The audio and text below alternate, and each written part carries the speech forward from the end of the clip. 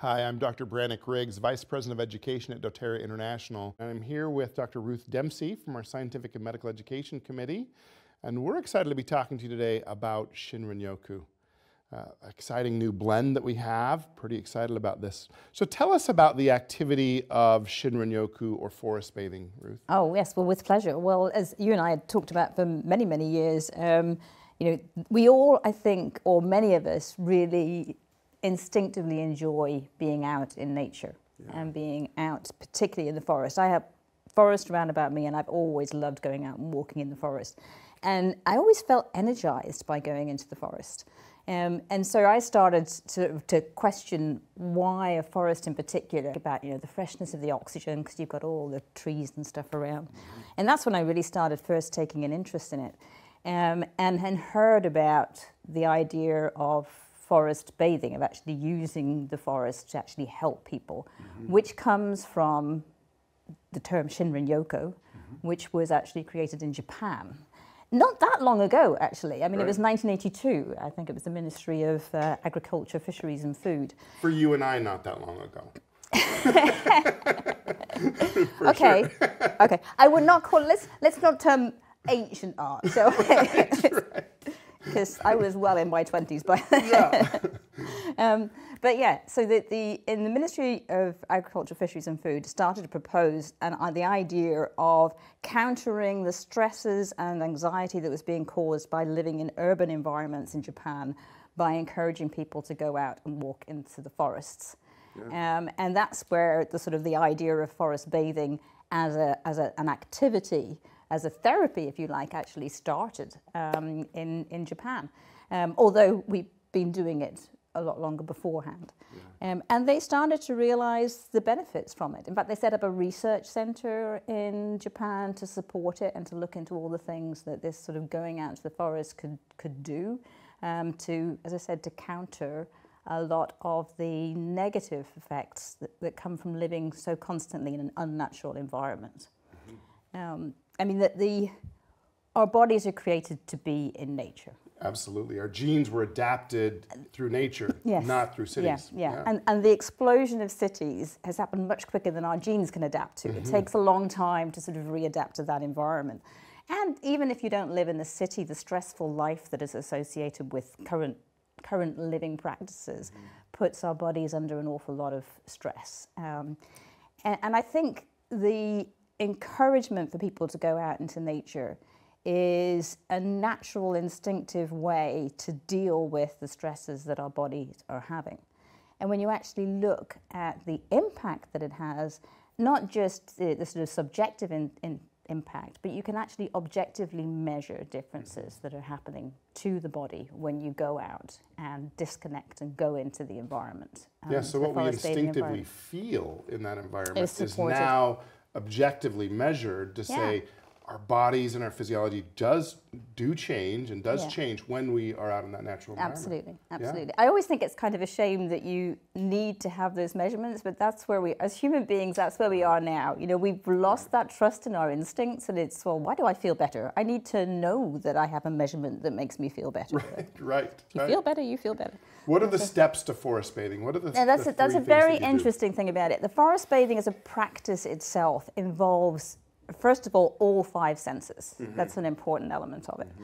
But the first thing is, it isn't just go in the forest, come back, I've got to fit my 5-minute forest bathing in. You really do have to disconnect. That's an extremely important part of it. You have to stop what you're doing, break your routines, go into nature somewhere and immerse yourself in that natural environment. So that's the first step, if you like, is really making that break. Ideally, you want to spend enough time to completely engage within the forest, to touch the forest, to sense it.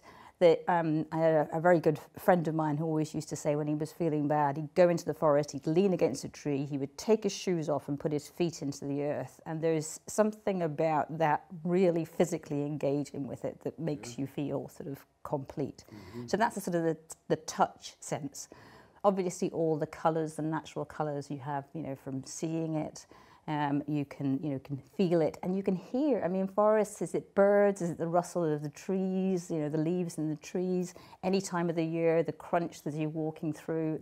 You know, hearing all those senses, really enveloping yourself in that is a very important part of it, because it triggers and stimulates all those parts of the body that helps then for you to disengage completely and to relax. And that takes time. Start thinking of different things. A great thing to do in the forest is to go and meditate. You know, just to sit in a quiet spot in the forest and meditate. One of the things that I like to do in the forest is to choose a tree that's your tree. We talked about this mother trees. There are trees that are more important than other trees in the forest. For the forest itself, it actually is a community, and it supports itself together. So connecting with a tree really makes a difference.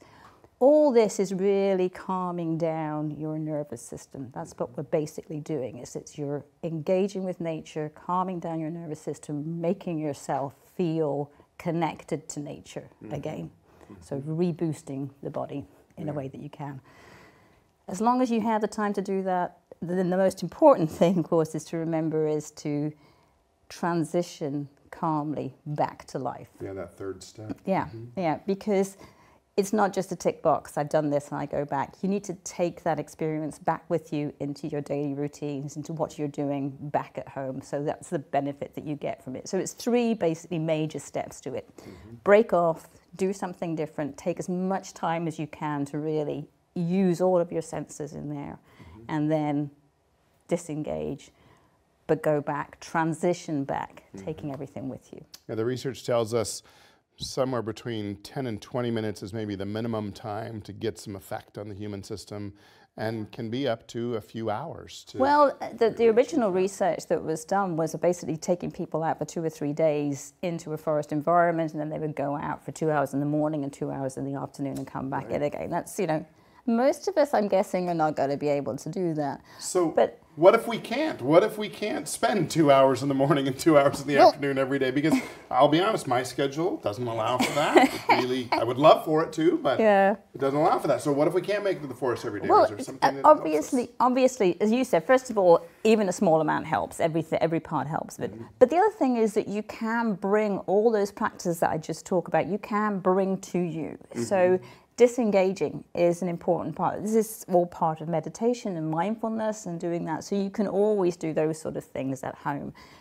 And contacting nature in any way that you can, be it going into your garden, having sort of plants in the home, or just embracing the thought of nature. In fact, there's even some studies that have been done on actually playing videos of forests or fish tanks or animals and things around about, having that connection that you can do.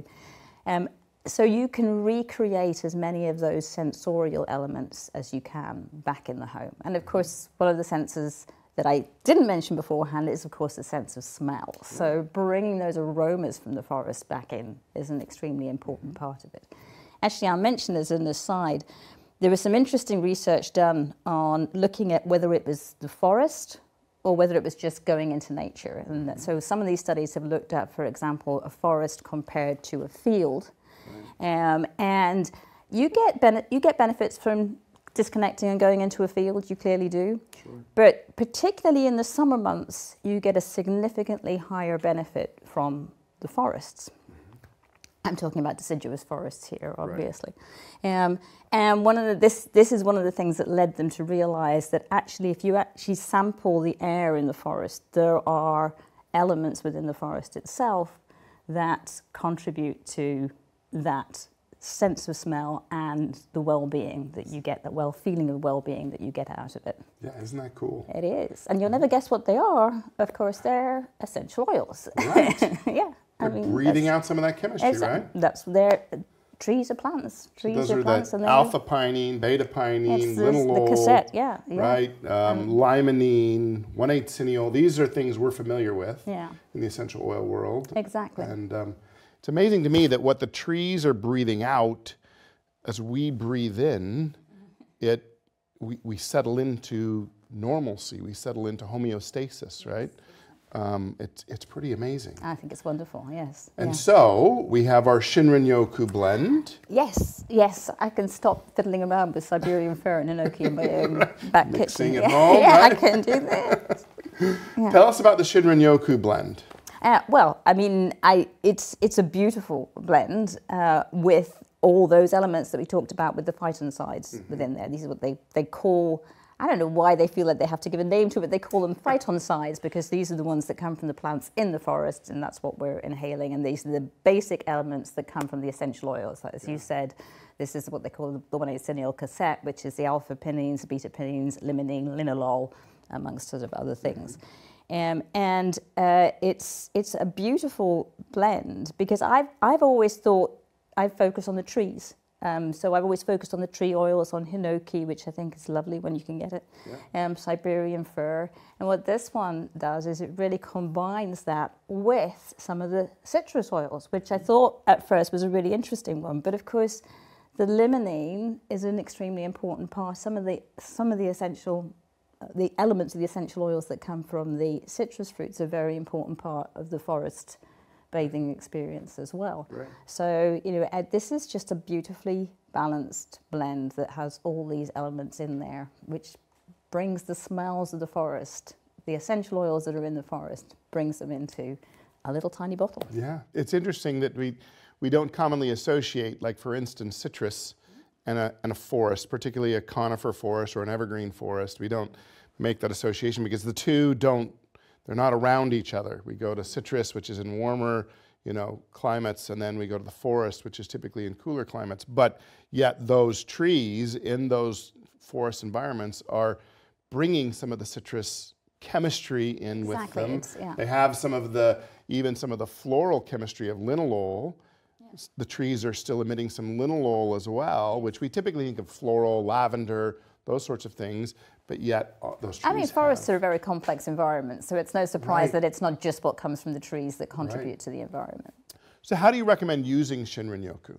Well, I mean, the objective here is to bring the beauty of being in the forest into your environment on a convenient way. So, you know, these particular blends are, you know, you can just rub it in your hands when you need to. Use it in a meditation. I think, you know, to combine it with the natural experiences of disconnecting is a useful way that you could do it. Some of the research studies talk about how you can expose yourself for periods of time to these particular essential oil components. Expose yourself to it in a way that simulates what you would get from the office, from the forest, not from the office, unless you have a very forest-based office. Right. So you could expose yourself to the blend. And do a meditation, or perhaps do, there's guided meditations, there's visual meditations that we've talked about before. Oh, yes. Visualization of a forest, right? Or even just being around your houseplants, right? Yes. Being around those. Going in the garden. Chemistry. Yeah. Doing a bit of weeding. Yeah. So has there been any studies on this type of blend? Oh, yes. Well, I mentioned there's a research institute that was set up in Japan that has done, I think, some really, really good studies, you know, asking all these questions. Is a field as good as a forest, you know, and then investigating what happens with that. But actually, there's been more and more organizations worldwide, the institutes worldwide that started looking into it. And there has been some really interesting research of bringing the essential oils into the home. Can you get the benefits from it just by having it in the home environment? And for example, exposing yourself to essential oils overnight while you're sleeping has been found to have almost as much benefit for many of the endpoints that they're looking at in the forest in the home itself. Yeah, amazing that those biometrics change, right? As we do that, our body tends to adapt to that natural environment, and everything kind of goes back into balance there as we have that chemistry exposed to in our bodies. Sort of dampening of the sympathetic, rising of the parasympathetic, and sort of keeping control of all the homeostatic engines that we have. I don't think it's any surprise to our audience, right? That nature, we resonate with nature. And this is one of those blends that really speaks to that resonating with nature and feeling better when we're exposed to natural things, natural environments, as well as natural essential oils. No, absolutely, and there are measurable benefits that come from it. Yeah. I love the Shinrin-Yoku blend. I really think that it's a powerful, powerful blend that we have I know created. you've been working for this for a while. It's been a passion of yours. It's been so exciting. I spent a lot of time in the mountains of Utah and the western United States, and I actually do spend, there are days in which I spend 24, 48, and sometimes a week long in the forest because I like to backpack, and that's really where my passion came from in developing the Shinrin-Yoku blend, because I feel better when I'm out in nature, and there are times where I need to go and escape to nature to reset because our world is fast-paced. There's so many things going on, right? We live in urban environments more and more.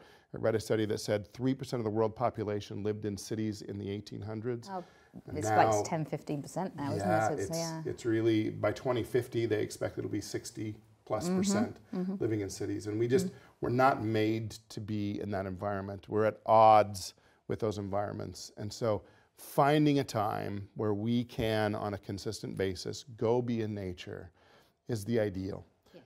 When we can't, we have the beautiful Shinrin-Yoku blend to help us with And that. I think just having that blend is also just, even if using that blend to take the time to say, it's just 5 minutes to say, we know how much meditation and mindfulness helps with, the levels of stress, that you can measure that within the blood with your cortisol levels and the adrenaline, your noradrenaline, that can really be measured within the blood, and you can see the differences that take place there. So using this as a tool to support those, I think, is just yet another fantastic product. So. Well, Ruth, thank you for your time today. It's been a pleasure chatting with you. Thank you for developing the blend. It's been going to be wonderful. I'm going to really enjoy using it. Thank you.